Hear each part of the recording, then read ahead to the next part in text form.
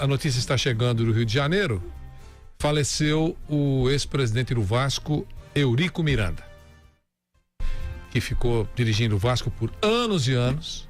Poucas pessoas defenderam o Vasco. Você pode ter 1000 restrições com relação ao senhor Eurico Miranda, mas poucos defenderam o Vasco como ele, em todas as reuniões, em todas as rotas de colisão, defendeu o Vasco com muito empenho.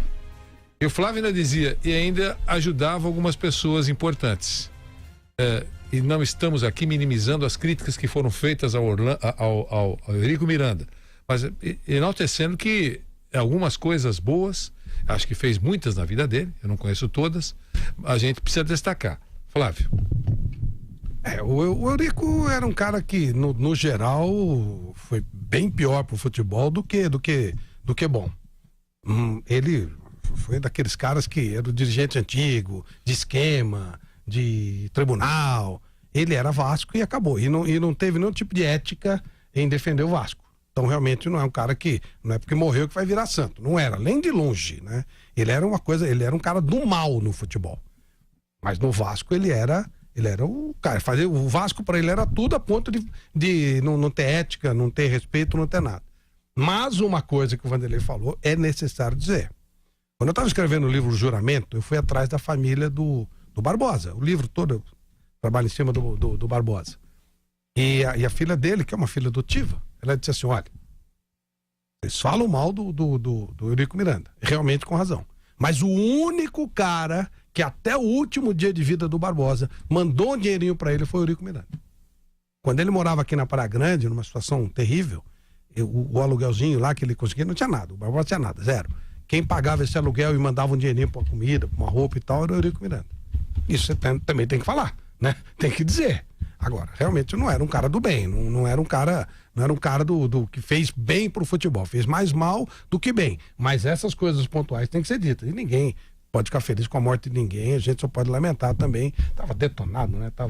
E outra coisa, depois que ele saiu do Vasco, ele ficou mais valorizado ainda dentro do Vasco. Esse é um detalhe. Foi substituído pelo Roberto Dinamite, que também fez uma gestão terrível à frente do Vasco da Gama. E agora a última ação do Eurico foi de lambança também, né? Lembra? Negócio da urna lá. Ele era um cara do mal. Ele não era um cara pro bem do futebol, não. Não dá pra dizer. Seria hipocrisia dizer. Não era. Ele teve ações pontuais que tem que ser enaltecidas e era uma coisa. Ele era Vasco e não importa ética, respeito, não tinha respeito nenhum, não tinha o menor respeito por nada, por ninguém. Ele era Vasco e pelo Vasco ele achava que valia tudo. Eu não da história assim. Dele, ele disputou eleições com Antônio Soares Calçada, presidente histórico do Vasco da Gama, em várias oportunidades e perdia sempre, até que o Antônio Soares Calçada convidou, né, o Eurico Miranda para ser vice de futebol, né? E ele teve em períodos de sucesso lá no Vasco da Gama, com conquistas de títulos, mas teve também como presidente ou como dirigente em períodos muito tristes da história do Vasco da Gama. Eu acho que o que fica para mim assim é que é mais um daqueles que não sabe a hora de parar. Que o time é meu, o clube é meu e não sabe sair de cena, passar o bastão. Talvez o grande problema dele, como de outros, tenha sido isso também.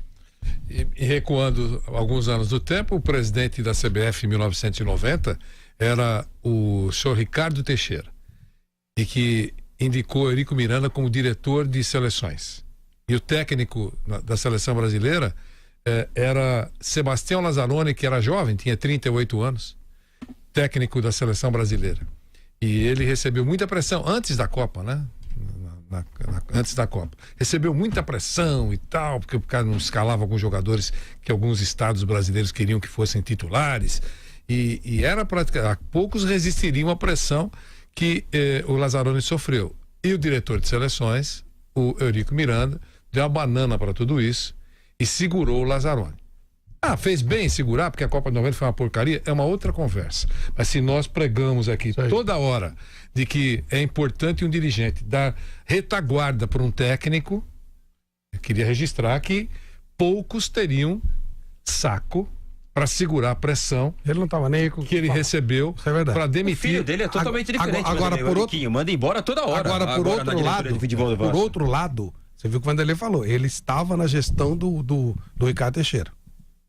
Por aí você já vê, né? As amizades, os grupos que ele participava e tal. Então, né?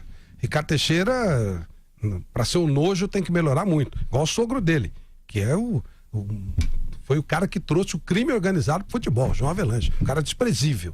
E o Eurico era desse grupo aí. Tem que ficar bem claro. Só para ir nessa linha e fechar, hoje, por exemplo, tem gente que foi de extrema confiança do Ricardo Teixeira que, se você perguntar, diz que nunca ouviu falar em Ricardo Teixeira.